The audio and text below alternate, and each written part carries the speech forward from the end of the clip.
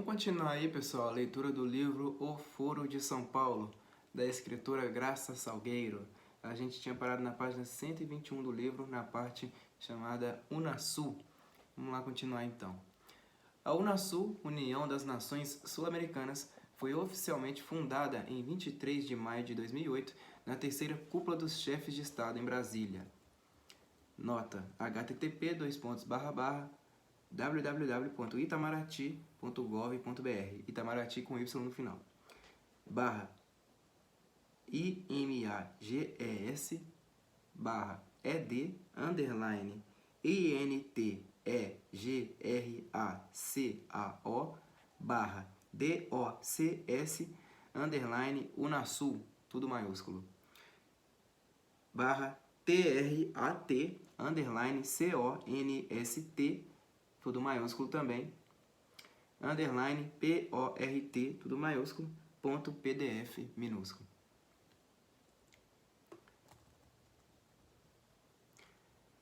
O documento foi assinado pela República Argentina, República da Bolívia, República Federativa do Brasil, República do Chile, República da Colômbia, República do Equador, República Cooperativista da Guiana, República do Paraguai, República do Peru, República do Suriname, República Oriental do Uruguai e República Bolivariana da Venezuela, e o documento foi escrito em espanhol, português, holandês e inglês.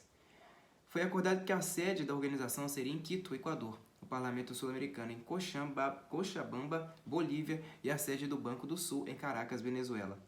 Seu primeiro secretário-geral, escolhido por unanimidade, foi o falecido ex-presidente da Argentina, Néstor Kirchner, em 4 de maio de 2010, para um mandato de 2 anos. O tratado entrou em vigor, de fato, em 11 de março de 2011, tornando-se uma entidade jurídica durante a Cúpula de Ministros dos Negócios Estrangeiros em Mitad del Mundo, Equador, onde foi colocada a pedra fundamental para a sede do Secretariado-Geral da União. A ideia mesma da organização surgiu em 8 de dezembro de 2004, na Cúpula Sul-Americana, onde 12 países assinaram a Declaração de Cusco, anunciando a fundação da então Comunidade Sul-Americana de Nações. Nota: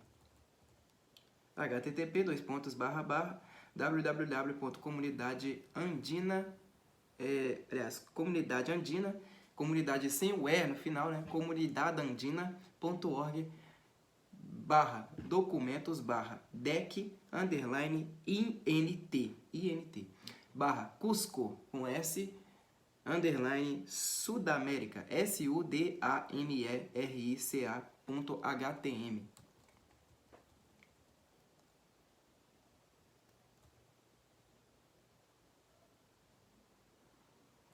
Esses representantes dos 12 países queriam fazer dessa comunidade algo como a União Europeia, com unificação de passaporte, parlamentos e futuramente uma moeda comum a todos, como é hoje o euro. Em 25 de dezembro de 2005, o ex-ministro do Exterior chileno propôs o nome União das Nações Sul-Americanas, que foi o que vingou até hoje. O primeiro secretário-geral da Unasul foi o ex-presidente equatoriano Rodrigo Borja, mas ele renunciou alguns dias antes do encontro em Brasília, em maio de 2008. Foi então eleito Néstor Kirchner da Argentina em 4 de maio de 2010 e por isso é considerado o primeiro presidente de direito e de fato, mas não cumpriu todo o seu mandato de 2 anos, pois faleceu em 27 de outubro desse mesmo ano. Em 9 de maio de 2011, foi nomeada Maria Emma Mejía, da Colômbia, que já foi ministra da Educação e das Relações Exteriores. Pertence ao partido Pro-Farc e membro do Foro de São Paulo, Polo Democrático Alternativo. Desde há 8 anos pertence à Comissão de Facilitação entre o Governo e o ELN, visando a um processo de paz igual ao das Farc. Presidiu o secretariado até 11 de junho de 2012, quando assumiu o terrorista venezuelano e amigo íntimo dos chefões das Farc, Ali Rodríguez Araque. Araque assumiu o posto em 11 de junho de 2012 e permaneceu até 31 de julho de 2014. Atualmente, a Secretaria-Geral da entidade está nas mãos do colombiano e ex-presidente Ernesto Samper, desde 1º de agosto, devendo passar o bastão no segundo semestre desse ano. Samper é conhecido na Colômbia por ter tido sua campanha eleitoral financiada pelo poderoso narcotraficante Pablo Escobar e por isso é impedido pelo governo dos Estados Unidos de pisar em solo americano. Solo norte-americano, né?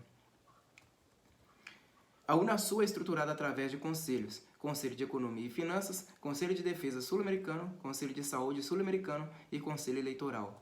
Nota: http://www.itamarati.gov.br/IMAGESPR/ED_UNASUL, tudo maiúsculo, /RES maiúsculo 23.2012, anexo I, tudo maiúsculo, .pdf. Documento completo no original em espanhol. No documento constitutivo da UNASUL, citado na nota 10, pode-se ver detalhadamente todo o funcionamento da organização, mas quero me deter em apenas dois: o Conselho Eleitoral e o de defesa, para demonstrar estreita relação de subordinação aos desígnios do Foro de São Paulo. Conselho Eleitoral. No Estatuto do Conselho Eleitoral, quanto aos princípios, lê-se. Aí, tem uma nota aqui antes, tá?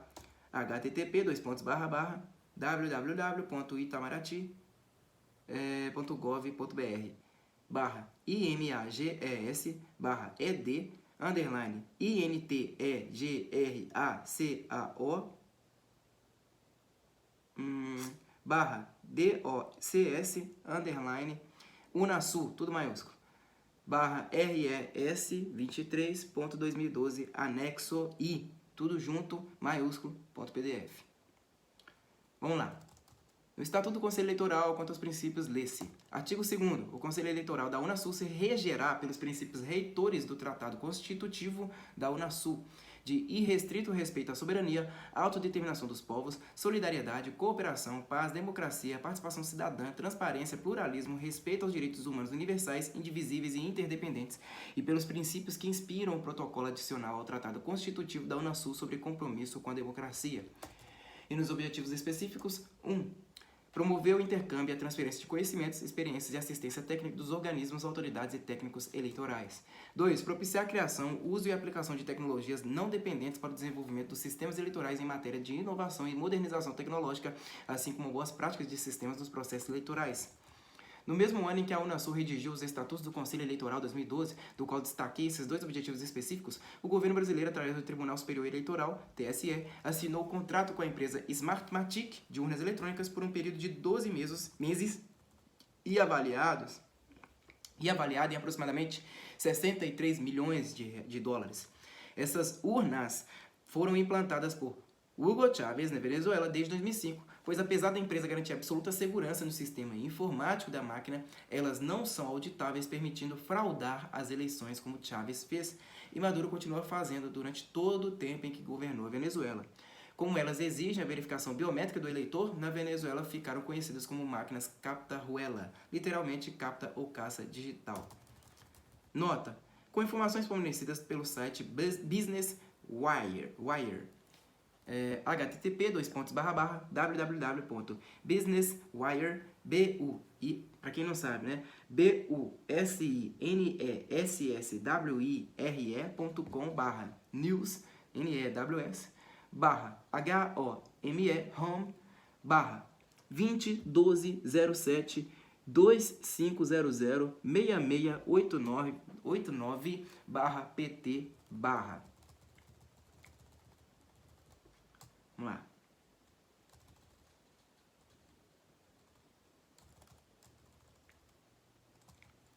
Segundo informa o site, entre os serviços previstos no contrato estão incluídos o teste das urnas eletrônicas, limpeza, remoção dos selos, testes funcionais, triagem para manutenção corretiva e preparação para o armazenamento, entrada de dados, instalação e atualização de software, juntamente com outras tarefas. O consórcio ESF também será responsável por receber e transmitir os relatórios de mídia do sistema de votação. Como as urnas não são auditáveis, quer dizer, depois de transmitidos os dados gravados durante o processo de votação, nada mais fica armazenado e não temos voto impresso. O governo brasileiro tem renovado o contrato com a empresa Smartmatic até os dias de hoje. E foi por saber que essa urna eletrônica é passível de fraude que o TSE realizou o escrutínio das últimas eleições presidenciais numa sala fechada com apenas 23 funcionários do TSE escolhidos a dedo, contrariando o que diz a lei número 10.408 de 2002, que é uma alteração da lei anterior de 1997, em seu artigo 66 e primeiro parágrafo deste artigo. Artigo 66. Os partidos e coligações poderão fiscalizar todas as fases do processo de votação e apuração das eleições e o processamento eletrônico da totalização dos resultados. Aí vem o inciso 1, né? Todos os programas de computador de propriedade do Tribunal Superior Eleitoral, desenvolvidos por si ou sob encomenda, utilizados nas urnas eletrônicas para o processo de votação e apuração, serão apresentados para análise dos partidos e coligações na forma de programas fonte e programas executáveis, inclusive os sistemas aplicativos e de segurança e as bibliotecas especiais, sendo que as chaves eletrônicas privadas e senhas eletrônicas de acesso se manterão no sigilo da Justiça Eleitoral. E ainda o artigo 87 da Lei nº 9.504, de 30 de setembro de 1997, artigo 87. Na apuração será garantido aos fiscais e delegados dos partidos e coligações o direito de observar diretamente a distância não superior a 1 metro da mesa à abertura da urna, a abertura e a contagem das cédulas e o preenchimento do boletim. Nota: http:// deixa eu ver aqui. São duas referências aí, né? www.planalto.gov.br/civil, civil com 2 Cs no início, tá? _ 03/leis/2012/L maiúsculo 10408.htm. E a outra nota aí é http://www.planalto.gov.br civil com 2 Cs no início, né? _ 03/leis/L9504, L maiúsculo, tá ok? .htm. Naquele tempo se utilizava o voto impresso, mas tanto nesta lei de 97, que permanece em vigor, sofrendo alteração apenas em alguns artigos por causa das urnas eletrônicas, quanto na mais recente de 2002, era garantido aos partidos políticos o direito à participação na apuração dos votos, de modo que o resultado fosse transparente, uma vez que havia observadores de partidos de todas as tendências e ideologias. Do modo como foi realizada a apuração nas eleições de 2014 para a presidência da República, a portas fechadas e sem presença de observadores dos diversos partidos, não se pode aceitar o resultado apresentado como válido e legítimo e afirmar que o que foi informado à nação é o brasileiro. Aliás, é o resultado real, à vontade da maioria do povo brasileiro. A apuração a portas fechadas, sem a presença de observadores dos partidos, foi a primeira e maior fraude da eleição presidencial de 2014 já cometida que jamais se viu no país.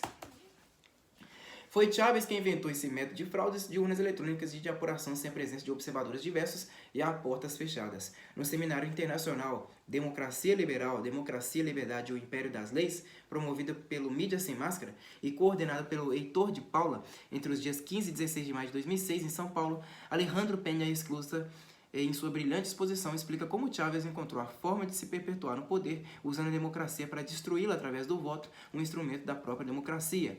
Nota: a partir do minuto 9h30, Alejandro passa a explicar a questão das urnas eletrônicas. http://fuerza solidaria, FUERZA P minúsculo igual 111.8. O método foi aprovado pelo Foro de São Paulo e copiado aqui no Brasil com êxito, apesar dos reclames populares que não deram em nada, uma vez que o ministro do TSE é egresso do próprio PT, foi quem decidiu pelo sigilo da apuração e evidentemente não aceitou as denúncias, puseram o lobo para cuidar do galinheiro. Conselho Sul-Americano de Defesa. Conselho Sul-Americano de Defesa. O site do Itamaraty afirma que a criação do Conselho Sul-Americano de Defesa ocorreu em 15 de dezembro de 2008, tendo em sua composição os ministros da Defesa da Argentina, Brasil, Bolívia, Colômbia, Chile, Equador, Guiana, Uruguai, Paraguai, Suriname e Venezuela, com o objetivo de elaborar políticas de defesa conjunta, promoção do intercâmbio de pessoal entre as forças armadas de cada país, realização de exercícios militares conjuntos, etc. Entretanto, nada disso é verdade, nem seus objetivos e muito menos sua data de criação. O projeto vem de mais longe. Em maio de 2008, após a divulgação da criação desse conselho, escreveu o artigo abaixo que demonstra mais uma mentira do Foro de São Paulo. Conselho Sul-Americano de Defesa, a serviço de quem?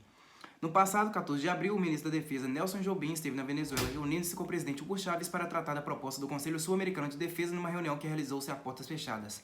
Jobim negou que houvesse uma carreira armamentista na América do Sul, mas ressaltou a importância de que os países membros adquiram armas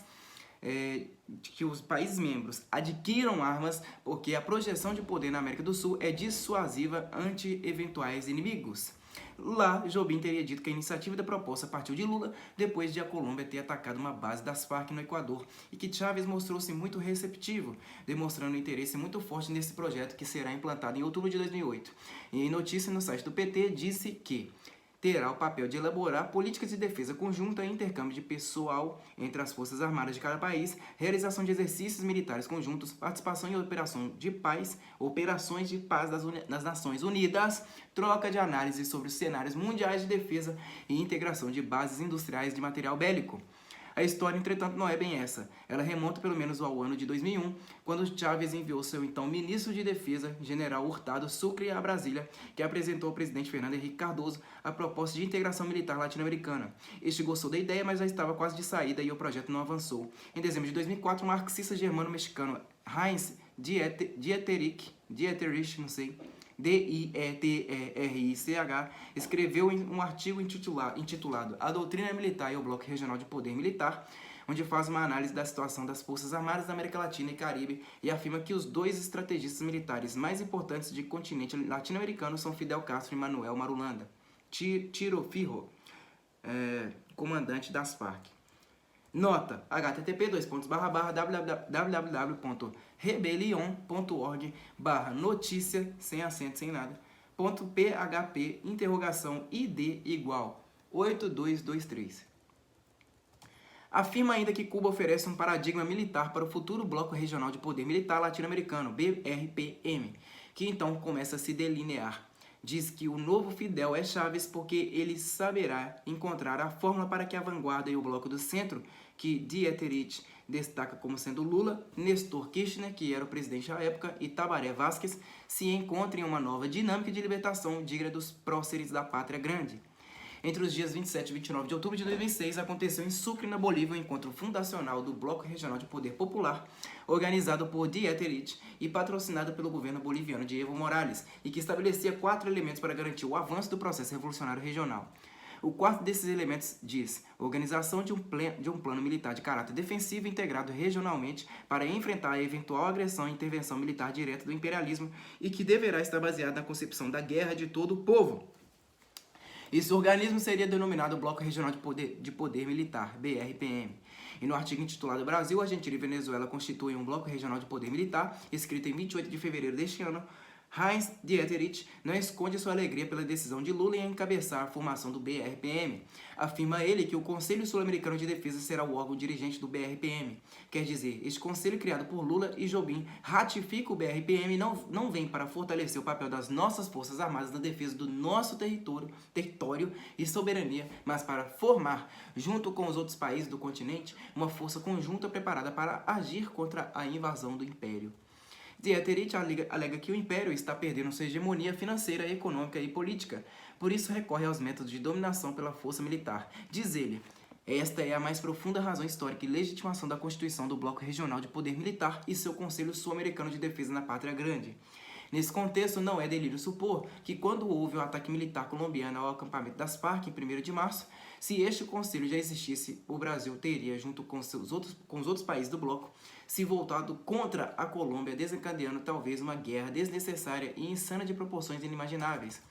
No dia seguinte, Pedro Echeverría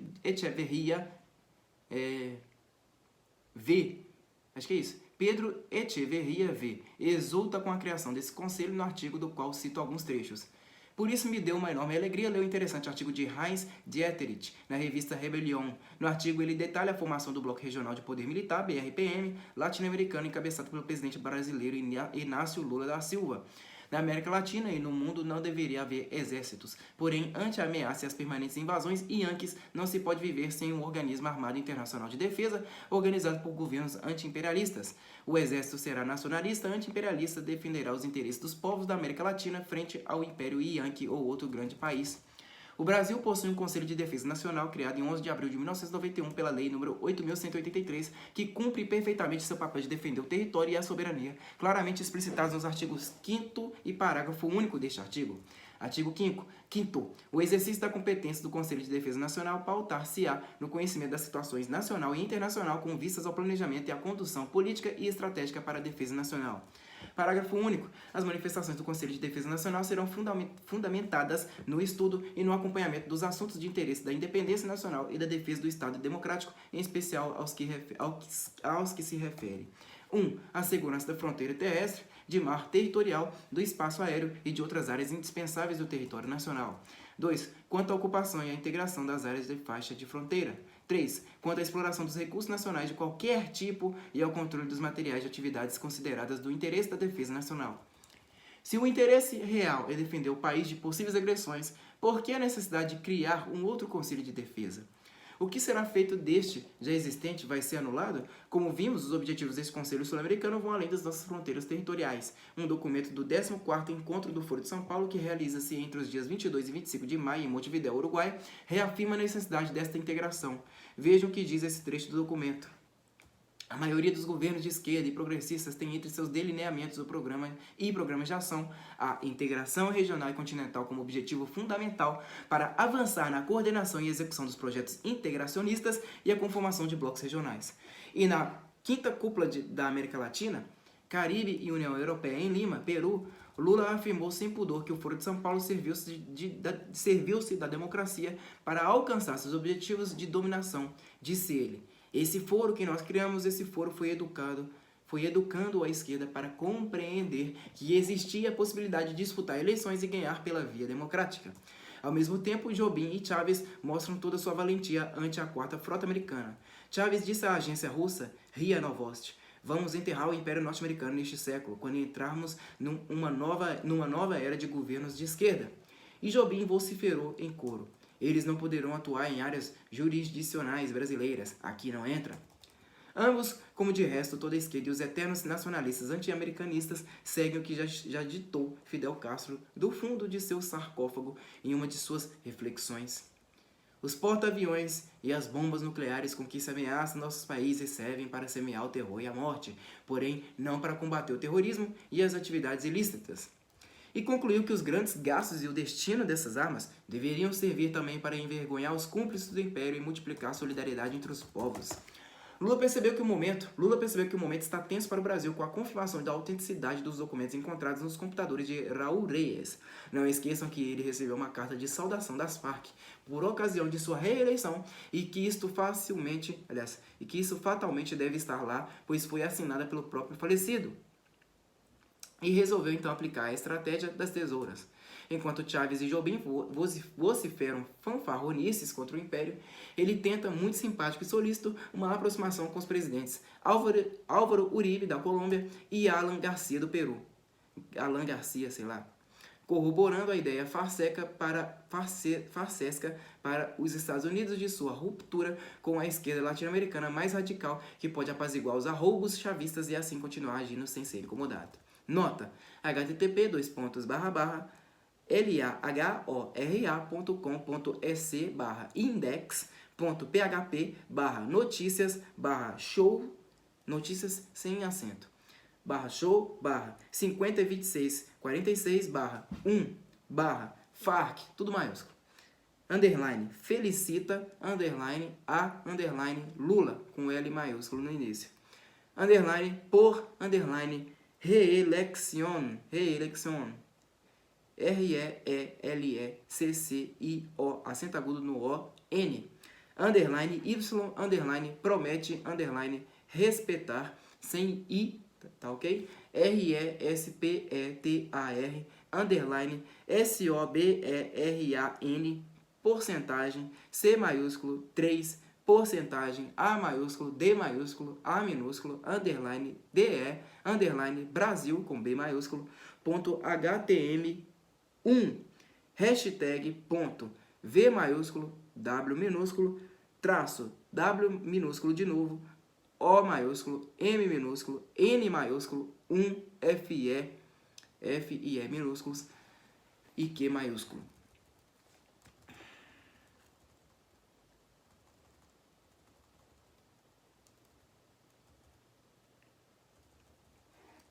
O que não se pode esquecer em todo este maquiavelismo torpe é que Lula, seu governo e o Partido Estado são membros do Foro de São Paulo e, portanto, jamais irão trair suas deliberações. Os dois discursos de Lula, aparentemente antagônicos em Lima neste fim de semana, são as duas faces da mesmíssima moeda furada. Está claro a quem servirá este Conselho de Defesa sul-americano? É um questionamento. E para corroborar que a ideia desse conselho é mais antiga do que se afirma, e que a sua criação partiu de Lula, ou seja, do Foro de São Paulo, traduzo trechos do artigo de Heinz Dieterich, citado no artigo acima. Brasil, Argentina e Venezuela constituem um bloco regional de poder militar. Heinz Dieterich.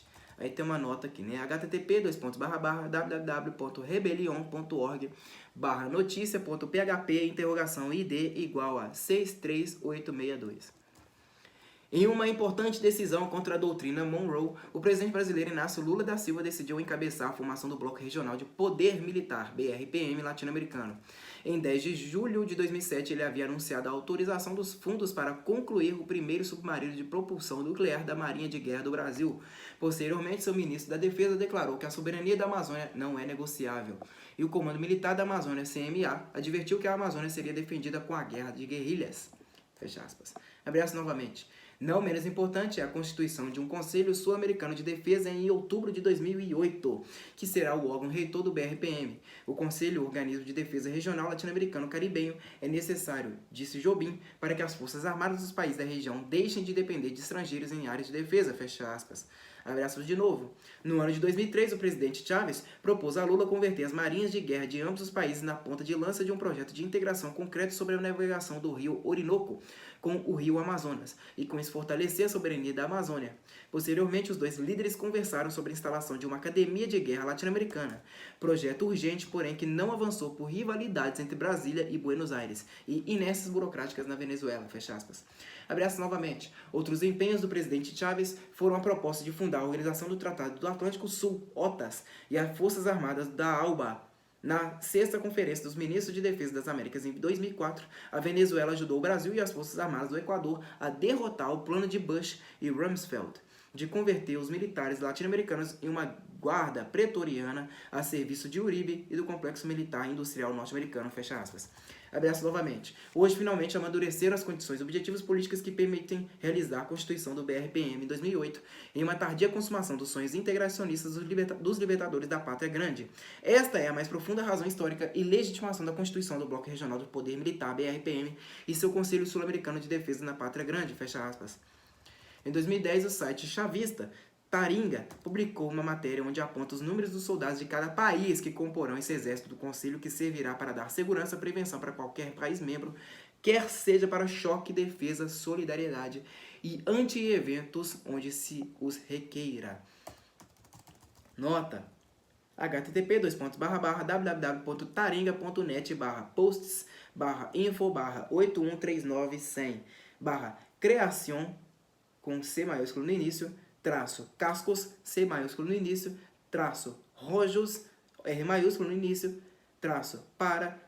proteger, democracias, Unasur, U maiúsculo e S maiúsculo também, .html.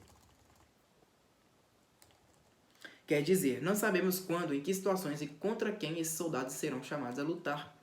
Quem esse Conselho de Defesa irá defender? Contra quem lutarão? Que tipo de eventos necessitarão de um exército desse porte? Ninguém sabe ao certo, pois os motivos são tão difusos quanto os da Constituição cubana, que manda prender quem desestabilizar a ordem pública, sem especificar o que significa essa desordem. O que assombra verdadeiramente é o contingente de cada país e, sobretudo, a afronta de se criar um exército paralelo, ou seja, milícia, sem consultar o Congresso Nacional, sem informar a população. Em 2010, os números eram os que seguem, mas não sei se ampliou-se, uma vez que naquela ocasião o presidente colombiano era Álvaro Uribe, que se opôs a fornecer seus soldados, pois já enfrentava os terroristas das Farc em seu país. Mas hoje, com Juan Manuel Santos, cujo partido não pertence ainda ao Foro de São Paulo, mas suas políticas seguem a cartilha dessa organização criminosa, é possível que tenha posto à disposição desse conselho o exército colombiano. Esperava-se ainda naquela ocasião os contingentes do Uruguai, Paraguai e Peru, e o Chile ainda mostrava-se um tanto resistente. 18.600 soldados do Brasil, 15.300 soldados da Venezuela, 3.000 soldados da Argentina, 8.250 soldados da Bolívia e 5.000 soldados do Equador. Cabe ainda acrescentar que no dia 30 de agosto de 2013, durante a 7ª reunião ordinária do Conselho de Chefes de Estado da Unasul, foi escrita a Declaração de Paramaribo, onde se destacava o trabalho do Conselho de Defesa Sul-Americano e a iniciativa da criação de uma Escola Sul-Americana de Defesa, ESUD, concebida como um centro de altos estudos e de articulação de redes entre as iniciativas nacionais dos Estados-membros para a formação e capacitação de civis e militares em matéria de defesa e segurança regional do nível político estratégico. Com a instabilidade política observada em alguns países membros, como a Venezuela e agora o Brasil, e como um dos objetivos é a solidariedade entre os membros do bloco, não podemos descartar a hipótese de que esses cascos roxos, capacetes vermelhos, como são chamados os soldados dessas tropas, apareçam em nosso território para defender a democracia contra o golpe, pois para isso eles foram criados. CELAC, C-E-L-A-C. A Comunidade de Estados Latino-Americanos e Caribenhos alberga 33 países das Américas e Caribe, menos Estados Unidos e Canadá. É uma remanescente do Grupo do Rio e foi criada em 23 de fevereiro de 2010, embora só tenha tido sua primeira reunião de cúpula entre os dias 1º e 4 de dezembro de 2011, em Caracas, Venezuela. A primeira cúpula, entretanto, só veio ocorrer entre os dias 26 e 28 de janeiro de 2013, no Chile. O primeiro presidente pró-tempore foi Sebastián Piñera. A respeito dessa cúpula, escrevi na ocasião o artigo abaixo. O trágico destino da América Latina. De 26 a 28 de janeiro ocorreu no Chile a segunda cúpula da CELAC, Comunidade de Estados Latino-Americanos e do Caribe, organismo fundado por Chávez em fins de dezembro de 2011, em Caracas, que é uma espécie de OEA sem os Estados Unidos e Canadá. Nessa cúpula, o presidente do Chile, Sebastián Piñera, passou a presidência pró-temporária a ninguém menos que o ditador hereditário cubano Raul Castro, que foi recebido com honras de chefe de Estado e eleito para o cargo por unanimidade.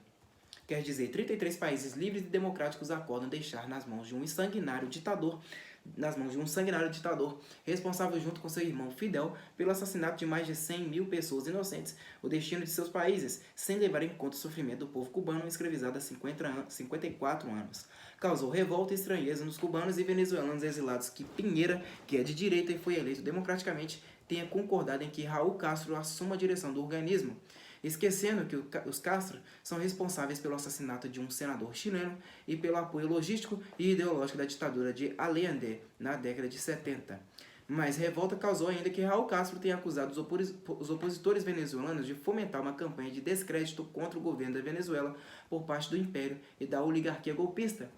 Todos se perguntam com que direito um ditador que nunca foi eleito por ninguém, que se apossou literalmente do país e tem seu presidente sequestrado, que desrespeita absolutamente todos os direitos individuais e comanda uma ditadura sangrenta, possa se referir aos venezuelanos que buscam apenas que se respeite sua Constituição, venha lhes afrontar de tal forma. Que moral tem este homúnculo? Para criticar quem quer que seja, se toda a sua vida foi devotada a assassinar, semear o mal, financiar guerrilhas e ditaduras sangrentas mundo afora? Causa estupor que todos os 33 governantes, mais seus chanceleres, tenham avalizado tal nomeação, uma vez que dentro das próprias cláusulas de identidade exige-se que os países membros devam preservar a democracia e os valores democráticos, o respeito às instituições e o Estado de Direito. Quais desses requisitos Cuba satisfaz plenamente? No entanto, todos aplaudiram a nomeação ilegítima e deram seu aval para que uma ditadura vigie e sugira punições para que descumpram seus regulamentos. Em seu discurso de posse, o ditador Castro, além de fazer críticas indevidas à oposição venezuelana, declarou seu apoio às punições sofridas pelo Paraguai pela destituição do então presidente Fernando Lugo e falou na possibilidade de reativar a pena de morte em Cuba. Estas foram suas palavras textuais, abre aspas. Nossas leis permitem a pena de morte. Está suspensa, mas está aí, de reserva, porque uma vez a suspendemos e a única coisa que fizemos com isso foi estimular as agressões e as sabotagens contra meu país ao longo destes 50 anos. Fecha aspas. Eu vou parar por aí, pessoal. Página 150, o livro. E aí, na próxima leitura, eu vou tentar ler até a página 180, tá ok? Muito obrigado a todos vocês que me acompanharam até aqui. E até a próxima. Falou!